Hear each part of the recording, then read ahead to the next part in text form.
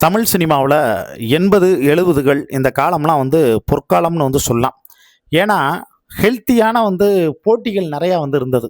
ஆரோக்கியமான போட்டிகள் இருந்ததே ஒழிய, வன்மம் அப்ப அதிகமா இல்ல. அதனால தான் மக்கள் சினிமாவ கொண்டாட ஆரம்பிச்சாங்க. சினிமா மூலியமா புரட்சித் தலைவர் எம்ஜிஆரா இருக்கட்டும், தெலுங்கு தேசத்தில என்.டி. ராமாராவா இருக்கட்டும், இவங்க எல்லாருமே பார்த்தோன்னா ஆட்சிய புடிச்சாங்க. ஸோ இந்த சமயத்தில தான் ஹிந்தியில பார்த்தோன்னா லீனாங்கிற ஒரு நடிகைங்க. பார்க்குறதுக்கு நம்ம ஊரு பத்மினி மாரி வந்திருப்பாங்க. அந்த நடிகைக்கு கல்யாணம் ஆகுது. யார கல்யாணம் பண்றாங்கன்னா, கோவாவோட முதலமைச்சர் பையன பார்த்தோன்னா கல்யாணம் பண்றாங்க. கல்யாணம் பண்ண 11 நாள்லயே ஹஸ்பண்ட் பார்த்தோன்னா இறந்து போயிறாரு. காதலிச்சு கல்யாணம் பண்றாங்க. காதலிச்சு கல்யாணம் பண்ண 11 நாள்லயே பார்த்தோன்னா இறந்து போயிறாருங்க.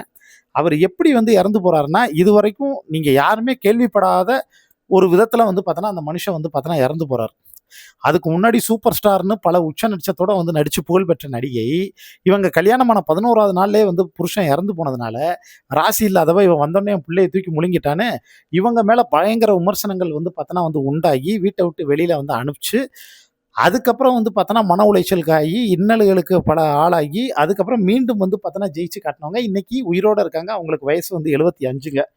அவங்கள பத்தி நீங்க இன்னும் முழுசா டீட்டெயிலா தெரிஞ்சுக்கணும் அப்படின்னா, இந்த ஷார்ட்ஸ் வீடியோக்குள்ள ஒரு லிங்க் இருக்கும். அத நீங்க கிளிக் பண்ணி முழுசா டீட்டெயிலா கேட்டு தெரிஞ்சுக்கங்க.